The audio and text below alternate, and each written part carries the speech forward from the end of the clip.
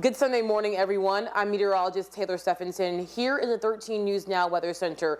Erin is undergoing an eyewall replacement cycle and is almost complete with that. But once that happens, the hurricane actually loses a lot of its strength. So yesterday around this time, Erin became a Cat 5 hurricane, and this morning, just 24 hours later, as it undergoes this cycle, it is now a Cat 3. Still a major hurricane, but a large, powerful hurricane that is forecast to gain more strength as we get through the rest of your Sunday. Here's a tropical satellite loop of the past 12 hours of Erin, just north now of Puerto Rico and to the north and east of Hispaniola. And as you see, the eye is almost about to clear itself out this morning. I can see definitely by the afternoon seeing some clearing of that eye. And as you can tell right now, looking at our text underneath Hurricane Erin, it still has sustained winds of 125 miles per hour and gusts up to 155.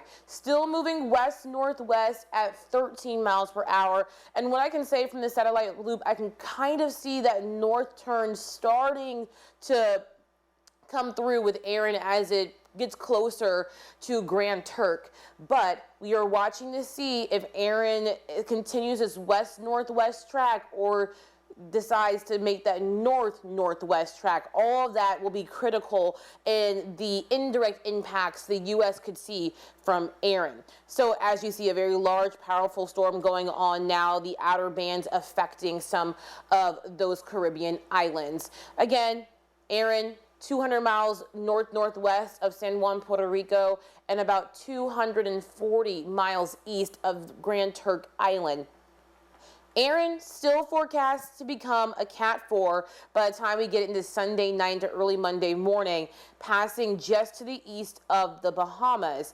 As it heads to the north, it's going to continue to go between the middle of the Outer Banks in North Carolina and Bermuda to its east. Now, what's interesting about this cone is that this cone is in better alignment with the spaghetti models, and I'll show you that in just a bit, because earlier the spaghetti models were showing that Erin may have more of a western shift in its track, getting a little closer to the Outer Banks than to Bermuda, still anticipating Erin to stay offshore of the U.S. East Coast, but a little bit closer to the Outer Banks than earlier forecasted from the Hurricane Center. So here's a look at the spaghetti plots as we compare it with the NHC hurricane cone.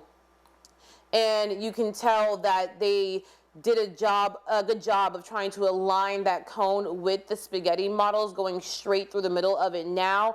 So again, somewhere between the Outer Banks and Bermuda, that will be the eye of Erin. Remember, within this hurricane cone, about 66% of the time, or 2/3 of the time, that eye does fall within that hurricane cone. And when you have spaghetti models that are all on top of each other like that, the agreement is good. It's actually almost great that we have this showing that it should stay offshore.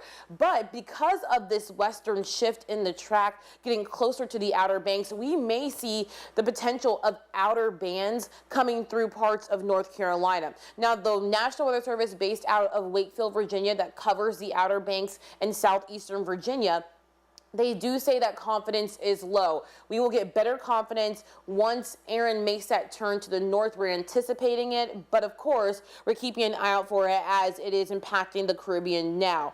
But the closer Erin's center gets to the U.S., the higher the impacts we'll see in terms of higher surf with the higher waves, dangerous rip currents, also the potential of some beach erosion or tidal flooding with those high tides during the middle of the week. So something to keep in mind. Here's a look at the wave heights that we could see through the coming days. And there's Erin right about here. I'll bring out my arrow.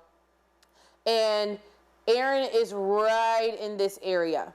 So watch as wave heights through the next few days start to really increase as Erin comes closer to the U.S. and Bermuda.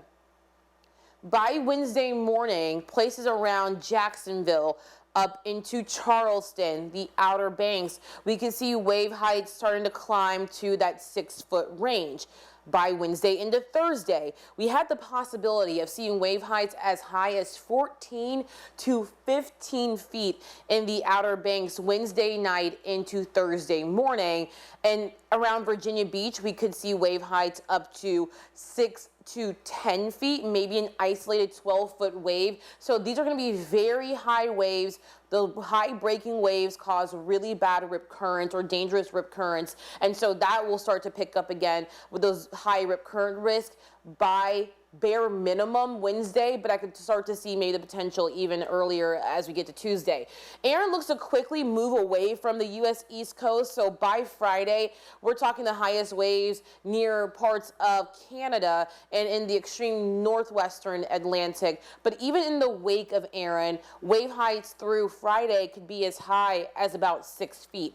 So here are the impacts we're expecting. Again, strong swells, waves 7 to 14 feet. So very large waves, especially as we get closer to the Outer Banks. Large waves and rough surf are anticipated later on this week. High rip current risks are also going to be in effect for most of this week. Some coastal beach erosion and the potential of tidal flooding with high tides is also a possibility. Remember, if Erin's center is even shifted a little bit further west, the potential of seeing coastal beach erosion and tidal flooding start to increase for us. So it's very important that you stay close to the forecast. Again, the very good news about this, it looks like Erin will not make landfall anywhere in the U.S. at this point. The confidence in that is fairly good. Now, could anything change? Of course, and that's why you stay very close to the forecast. But at this point, we are not expecting a landfall from Erin, unless that track of Erin, where Erin is now, continues to move further and further west, and it struggles to make that turn to the north over the next 24 hours. I want to give you a big look at the tropical satellite because there's two other areas I am watching for this morning, and it's one just offshore of the Outer Banks, getting closer to Bermuda now, but this is a low pressure system that may develop tropical characteristics over the next day or so. Also, one well away on the opposite side of the basin, a low pressure system that has the potential of gaining some tropical characteristics in the central Atlantic over the next week. So here's a look at it. We have right here near San Juan, this is Erin. To the north, this is our low pressure system. This has a 10% chance of development over the next 2 days, but the Hurricane Center does say by tomorrow it looks unlikely that anything will really develop. We are really watching this low pressure system about to enter the central Atlantic. This development zone is where we could start to see this low pressure system becoming more tropical. There's a 20% chance of development over the next 7 days. And it's very typical for this time of year to see waves, tropical waves develop here and progress across the Atlantic for August and September. So not atypical, and especially as we continue through hurricane season, the tropics are only more likely to start to ramp up. Peak hurricane season is in about 3 weeks. And right now, August 17th, we're right about here. So we have a lot more time to go in terms of activity, a lot more to look at. But of course, all eyes still on Erin this morning as Erin almost finishes its Eyewall replacement cycle, forecast to become yet again a Cat 4 hurricane north of the Caribbean. Of course, we're keeping our friends in the Caribbean in our minds, in our thoughts, as the outer bands do start to lash on some of these islands. Again, good news is not expecting any direct landfall of Erin in any of those Caribbean islands or in the U.S. or Bermuda at this time. Of course, if changes to this forecast do become available, we will let you know here on 13 News Now, plus on 13newsnow.com and on 13 News Now on Channel 13 ABC on air as well. For more on the forecast, we have a whole forecast discussion outlining Hurricane Erin from the beginning to now to show you the changes we've seen and our thoughts on the indirect impacts we could see from Erin. For now, I'm meteorologist Taylor Stephenson with 13 News Now. Have a great rest of your weekend, and of course, we'll be tracking Erin for you here at Channel 13.